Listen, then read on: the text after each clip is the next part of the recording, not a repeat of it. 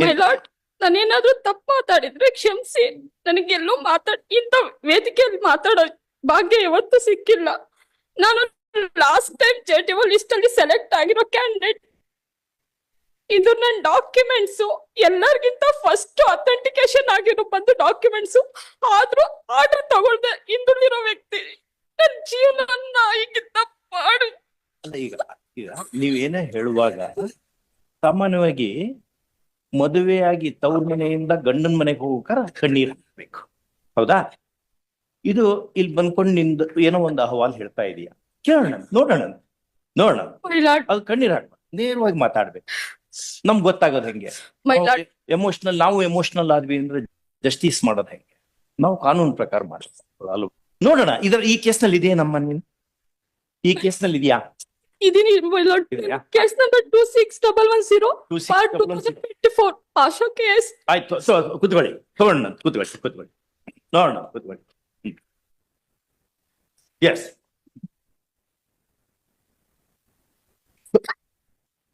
ಬಡಿ. ಅವ್ರು ನಿಮ್ ಲಾಯರ್ ಇಲ್ವಾ? ನಿಮ್ ಲಾಯರ್ ಇದ್ದಾರಾ? ಹಾ, ನಮ್ಗೇನ್ ಲಾರ್ಡ್ ಅನ್ನೋ ಅಗತ್ಯ ಇಲ್ಲ, ಸರ್ ಅಂದ್ರೆ ಸಾಕು. ಒಂದು ನಿಮಿಷ ಕೇಳಿಸ್ಕೊಳ್ಳಿ. ಅಲ್ಲಮ್ಮ, ಒಂದ್ ನಿಮಿಷ ಅಲ್ಲ, ನಿಮ್ ಅರ್ಧ ದಿವಸ ಕೇಳೋಣ ಕೇಸಿನ ಬಗ್ಗೆ. ಇಲ್ಲೊಂದು ಏನೋ ಒಂದು ಆರ್ಡರ್ ಮಾಡ್ತಾ ಇದೀವಿ ಈಗ. ಯಾಕಂದ್ರೆ ಸರ್ವೋಚ್ಚ ನ್ಯಾಯಾಲಯ ಒಂದು ಆದೇಶ ಕೊಟ್ಟಿದೆ.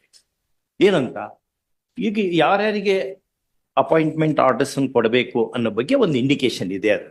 ಅದು ನೋಡೋಣ. ಆ ಪ್ಯಾರಾಮೀಟರ್ಸ್ ನಲ್ಲಿ ನಿಮ್ ಕೇಸ್ ಬಂದ್ರೆ ನಿಮ್ಗೂ ಕೊಡಕ್ ಬರುತ್ತೆ. ನೋಡಿ, ನಿಮ್ ಕ್ಲೈಂಟಾ? No. But my lords, kindly may I make one mention regarding her grievance, ma'am. ಏನಾಯ್ತು? May I make one mention regarding her grievance? My lord, she is part of those 450 candidates who are there in the final selection list, which is accepted by the government.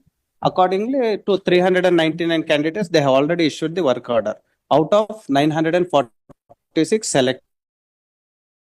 150 candidates Not she selected has, or no, appointed. it is selected as per the merit, Not issued appointed. not issued the appointment order. Now, my lords, in virtue of any orders that are being passed by this court, and as per the order of redoing which is directed by this court, my lord, virtually their fates are seized. For no mistake on their part, there's now, my lords, the revised list has come up by virtue of the direction of ಅದ್ರಲ್ಲಿ this ಹೆಸರು court. ಇದೆ ಏನದು? Revised list ಅಲ್ಲಿ ಅವ್ರು ಯಾರ್ದು ಬರೋದಿಲ್ಲ. For this reason, after this selection was complete, the final selection list was announced. Government accepted and they started issuing the appointment orders. As of November 2022, 400 appointment orders were issued. Subsequently, what has happened, my lord? This is very crucial for this case. In October 2023, appointments to 400 candidates in November 2022. But in October 2023, they have changed the entire gamut of this recruitment, but changing the terms and conditions, the eligibility criteria, everything by issuing SOP, standard operation procedure.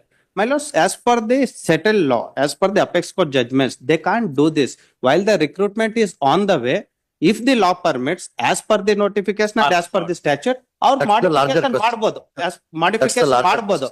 But ಇದ್ರಲ್ಲಿ after appointment is accepted, they have changed the whole thing, and all those candidates, English ನಲ್ಲಿ ಇದೆ, ಕನ್ನಡದಲ್ಲಿ ಹೇಳ್ತಾ ಇದ್ದೀರಿ. ಹೊಸದು ಹೇಳ್ರಿ. most of the candidates who are in the revised list, they are selected by virtue of this change in terms and conditions. ನೋಡಿ, Which is the larger question, Lord Vichara. ನೋಡಿ. It is because of that, my lords, there is urgency to hear this matter.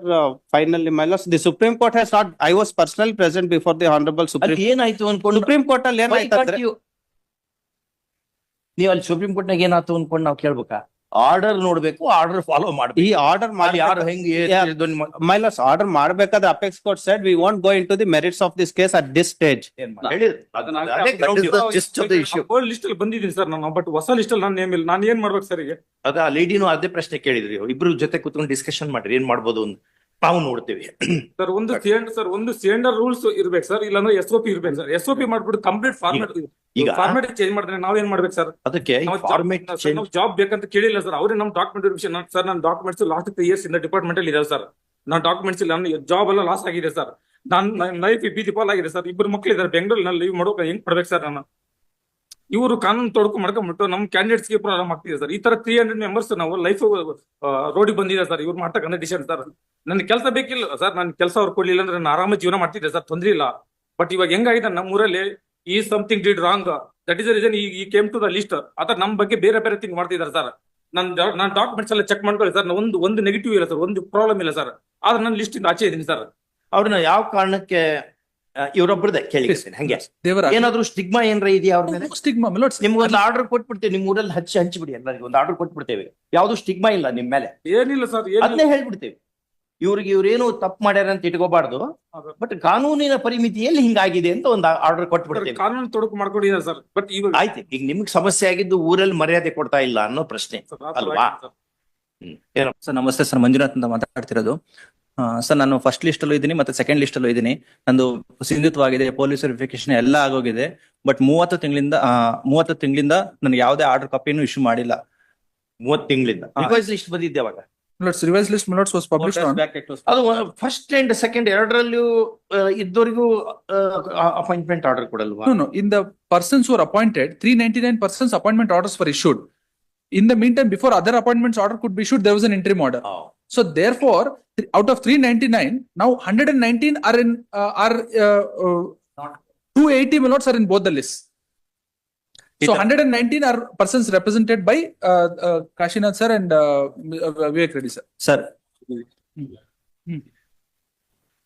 ವೈದ್ಯ ಮಾತಾಡಿ sir ಎರಡು list ಇಂದ 357 ಜನ select ಆಗಿದೀವಿ sir. Mic ತಗೊಳ್ಳಿ.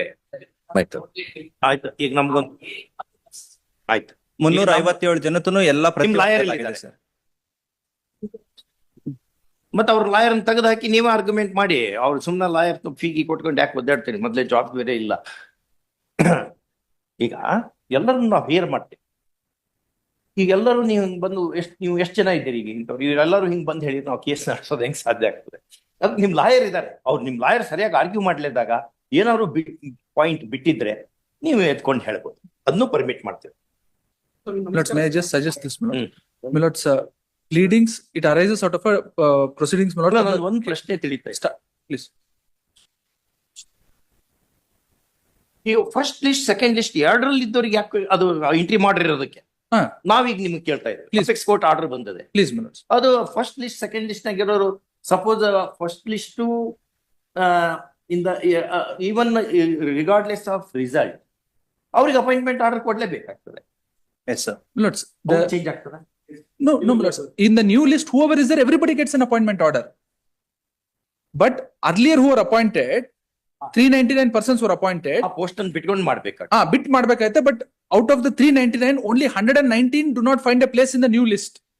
ಇನ್ನು ಉಳಿದವ್ರು ಎಲ್ಲರಿಗೂ ಉಳಿದವರೆಲ್ಲ ಆ ಲಿಸ್ಟ್ ಅಲ್ಲಿ ಇದ್ದಾರೆ. That 119 word is protected. That 119 is protected by the Supreme Court. Now, Milots, there is urgency for issuance of appointment orders also. May I just suggest this, Milots? In the memo that is filed by the state, 14 weeks has been sought, Milots, by step calculation. 14 weeks. 14 weeks for the purpose of completing the entire process. From starting from day today, when we will be sending the list today, Milots, from the KPSC will forward the list in respect of 22 trades to the state government. The process can independently go on. Without maybe appointment orders, my lords may say that in the meantime, within the 14 weeks, matter could be heard itself. That's what because let the process go on with regard to document verification. Because the names are already in the list. Apart from the legitimate expectation that you get from your name being in the list, just by going through that process, I don't think any additional expectation will start. Because they're all before the court, my lords. So, my respectful submission, my lords, is in view of the Supreme Court order also, and view of the urgency, let the process of document verification be completed. Any which way, my lord, state itself is saying that 14 weeks is required. ಆಮೇಲೆ ಮಾಡಿದ್ದು ಏನಿರ್ತದೆ ಅದು ಎಲ್ಲೆಲ್ಲಿ ಉಳಿಯುತ್ತದೆ ಉಳಿಸ್ಕೊಳ್ಬಹುದು ಅಂತ. ಅಷ್ಟೇ. Sir,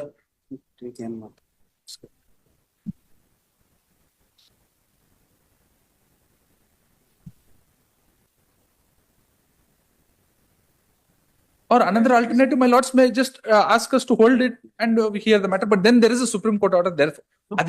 ಎರಡರಲ್ಲೂ ಇದ್ದವ್ರಿಗೂ ಕೊಡಲ್ಲ ಈಗ ಅವ್ರು ಹೇಳಿದ್ದು. Yes. ಎರಡರಲ್ಲೂ ಇದೆ ನಾನು ಅಂತ. Please, my lord. That is, unless ಮತ್ತೆ ಬೇರೆ ನಂದು document ಕೇಸ್ ಕೆಡಿಸಿದ್ರೆ ಗೊತ್ತಿಲ್ಲ ನಂಗೆ. please. ಈಗ ಇಷ್ಟು ಹೇಳಿದಾರೆ, ಇಷ್ಟು ಹೇಳಿದ ಪ್ರಕಾರ ನಮ್ಗೆ ಹಂಗ ಅನಿಸ್ತದೆ. ಮತ್ತೆ ಅವ್ರು ಮುಂದೆ ಏನೋ ಆರ್ಗ್ಯುಮೆಂಟ್ ಮಾಡಿ ತಮ್ಮ ಕೇಸ್ ತಾವ ಕೆಡಿಸಿಬಿಟ್ಟು ನಾ ಏನ್ ಮಾಡ್ಲಿಕ್ಕೆ ಬರಲ್ಲ. ಸಿಂಧುತ್ವ ಆಗಿದೆ ಸರ್, ಪೊಲೀಸ್ ವೆರಿಫಿಕೇಶನ್ ಆಗಿದೆ, ಡಿಪ್ಲೊಮಾ ವೆರಿಫಿಕೇಶನ್ ಎಲ್ಲ ಮುಗಿದಿದೆ ಸರ್. ನಾನು ಎರಡು ಲಿಸ್ಟ್ ಅಲ್ಲಿ ಇದ್ದೀನಿ. ನನಗೆ 30 ತಿಂಗಳಿಂದ ನನ್ನ ಜೊತೆಲಿ ಇರೋರೆಲ್ಲ ಕೆಲಸ ಮಾಡ್ತಾ ಇದ್ದಾರೆ. ನಾನು ಈಚೆ ಇದ್ದೀನಿ ಸ್ವಾಮಿ, ನನಗೊಂದು ಆರ್ಡರ್ ಕಾಪಿ ಇಶ್ಯೂ ಮಾಡಕ್ ಮಾಡ್ಕೊಡಿ ಸ್ವಾಮಿ ಅಷ್ಟೇ.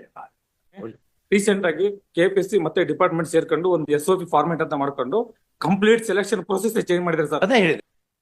ಎಷ್ಟು ಸಾವಿರ ವೇಕೆನ್ಸಿಗಳು ತುಂಬದೆ ಹಾಗೆ ಉಳಿದಿದ್ದಾವೆ.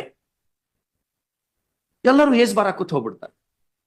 ನೀವು ಅವನ್ನೆಲ್ಲ ಅಕ್ಯುಮುಲೇಟ್ ಮಾಡಿ ಅವ್ರು ಮುದುಕರಾದ್ಮೇಲೆ ನೀವು ಅಪಾಯಿಂಟ್ಮೆಂಟ್ ನೋಟಿಫೈ ಮಾಡಿದ್ರೆ, ರಿಕ್ರೂಟ್ಮೆಂಟ್ ಪ್ರೊಸೆಸ್ ನೋಟಿಫೈ ಮಾಡಿದ್ರೆ ಅವರೆಲ್ಲ ಏನ್ ಮಾಡ್ಬೇಕು? But it's A serious matter. the difficulty is that we are also trying to regularize some of them, my lord. In the other matter, ಅದು that also we understand. claims of they are more senior. That's all. But our information, when we were sitting in Dharwad bench, learned additional advocate general made a submission. Thousands of vacancies. ಅವ್ರು ಹೇಳಿದ್ದು ಲ್ಯಾಕ್ಸ್ ಅಂತ ಹೇಳ್ಬಿಟ್ರು. ಮತ್ ನಾವ್ 2 ಸರಿ ಕೇಳಿದ್ವಿ, 1000 ಗಟ್ಲೆ ಇದೆಯಾ, ಲಕ್ಷ ಗಟ್ಲೆ ಇದೆಯಾ? ಅವ್ರು ಹೇಳಿದ್ದು more than A lac vacancies ಅಂತ ಹೇಳಿ. ನಮ್ಗೆ ಗೊತ್ತಿಲ್ಲ. ನೆಕ್ಸ್ಟ್ ಡೇಟಿಗೆ ನೀವು ಅದ್ ಹೇಳ್ಬೇಕು ನಮಗೆ. ಎಷ್ಟು ಟೋಟಲ್ ವೇಕೆನ್ಸೀಸ್? ಬಹಳ ಜನರಿಗೆ ಜಾಬ್ ಇಲ್ಲ. ಇದು ಅರ್ಥ ಮಾಡ್ಕೋಬೇಕು ಸರ್ಕಾರಗಳು. ನಮ್ ತಿಳಿದಾಗ ನಾವು ನೋಟಿಫೈ ಮಾಡೋದಲ್ಲ. ಎಂಪ್ಲಾಯ್ಮೆಂಟ್ ಜನರೇಷನ್ ಇದೆಯಲ್ಲ, it is part of the duty of the state. ನೀವು ಎಂಪ್ಲಾಯ್ಮೆಂಟ್ ಜನರೇಟ್ ಮಾಡೋದು ಬೇಡ, ಇರೋ ವೇಕೆನ್ಸೀಸ್ ಏನಿದಾವಲ್ಲ ಅವುಗಳಿಗೆ ನೀವು ಫಿಲ್ಅಪ್ ಮಾಡಬೇಕು. ಅಂದ್ರೆ ನಮ್ಮ ಯುವಕರಿಗೆಲ್ಲರಿಗೂ ಜಾಬ್ ಸಿಗ್ತದೆ ಅವರಿಗೆ.